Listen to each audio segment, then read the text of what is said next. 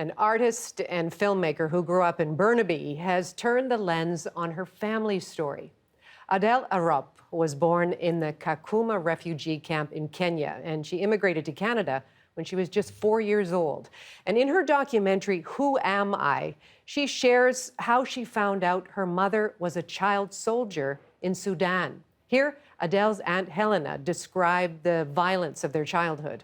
When I was 4 years old, coming with my brother-in-law, he was carrying me, and then we reached to a small town where it just happened that the soldiers killed a lot of people, so there were still bodies in that area, and they were telling us, when you go, make sure you follow the footprint of other person. If you step somewhere else, you might step in the mine. And I was not scared, but I thought, like, that's weird, right? Why do I have to step in somebody's footprints? That is from the documentary Who Am I? By Vancouver filmmaker Adhel Arop.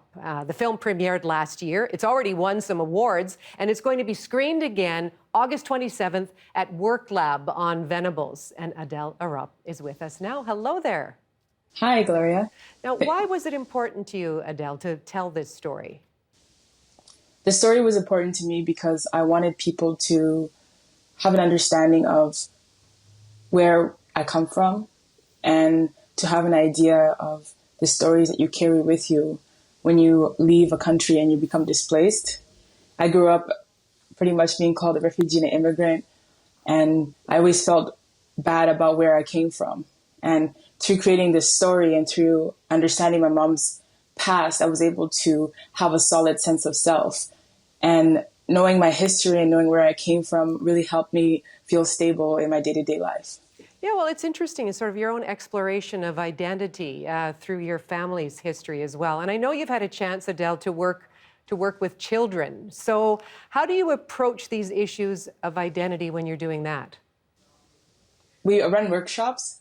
So I bring in a lot of my artist friends, and we run our own kind of workshops that helps the kids understand that identity isn't who you come from. It's not, I am a student, I am an artist, I am this. It's just who is it at the end of the day that you want the world to know that you are.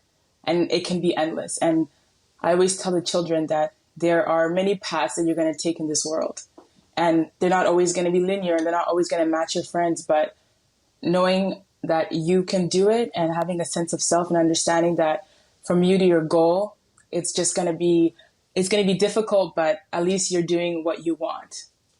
Oh, it's a great message. And we're living in interesting times, aren't we? Potentially revolutionary times with the Black Lives Matter movement. How have you been involved here locally?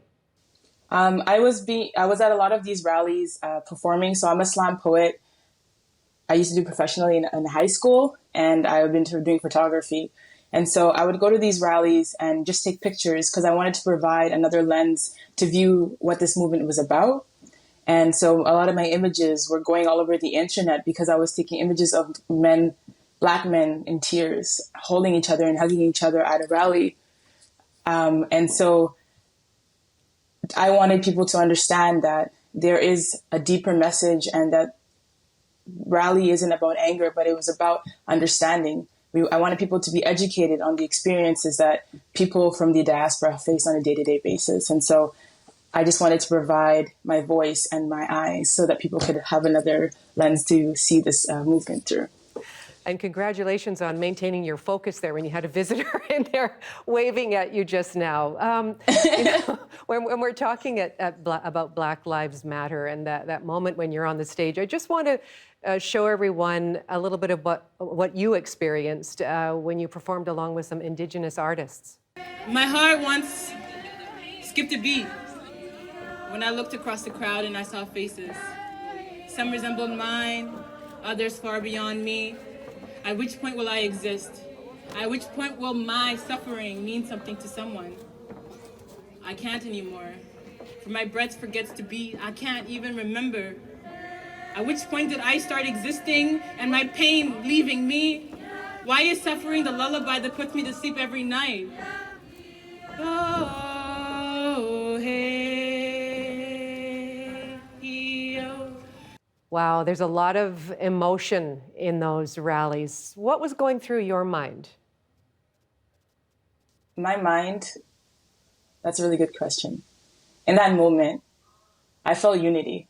I felt what it was like to have my experience be mirrored. And so I think understanding that Black Lives Matter is in the same vein Indigenous lives matter, because if you hold a mirror to our experiences, there's a lot of parallels that coincide. If you look back at history, a lot of the Indigenous experience is mirroring the Black experience. And so when I was up there on the stage singing the Women's Warrior song and reciting my poetry, it made me realize that I am a Black woman singing these songs, and it sounds like my own story. And so I wanted to show the universality of being oppressed. And it's not coming from a place of anger, it's more coming from a place of, if you understand our experience, if you understand the things that we have faced or the things that we go through, maybe you understand why people are out there protesting and why people are out there fighting for freedom or understanding or emancipation. And so through that Black Lives Matter, I dug down into history, I started reading, and I wanted to educate myself so that next time if somebody were to ask me, what do I need to learn, or why is this movement continuing, I'll say, if you look back at history, it's a repetition, and hopefully when the cycle is stopped, then the rallies will stop. So that's kind of what my message was. Well, and it is an opportunity for education for all of us, for sure. I'm just fascinated by your creativity. You're a multidisciplinary artist. You've got a background in musical theater, the slam poetry we just saw, spoken word photography, filmmaking. Where would you like all of this to lead? I would like this to lead into my filmmaking skills. I think that as a filmmaker, having many streams of expression will help you create wonderful pieces and layered pieces. And so I want to continue my journey of directing and producing my own works. And so at the moment, I have a small little production company, and we are doing a crowdfunding and hoping to be able to continue to use these platforms to tell more stories about the African diaspora and the POC BIPOC individuals. And so my work is going to be moving forward, hopefully to start creating more documentaries and films. But you'll have to keep an eye out. So if you look, you'll have to keep an eye out, because there is going to be things coming up, and it's going to be a surprise. I can't be revealing everything. Okay. You keep us in suspense for now. All the best to you, and good luck with the screening again on the 27th there at Work Labs. Thank you so much for your time. Gloria, Yes. Before we cut off, can I please? I just wanted to mention one last thing. Please do. So I am currently working with a women's group called Women for Women South Sudan to help support them in uplifting women during COVID-19.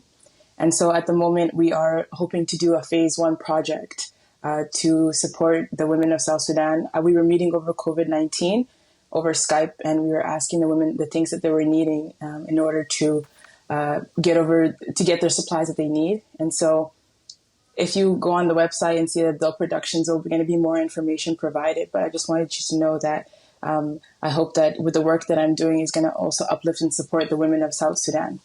To your website, Adhel Productions. You've got a very generous spirit, Adhel. So nice to talk to you today. Thank you for having me, Gloria, and I hope you enjoy the rest of your afternoon.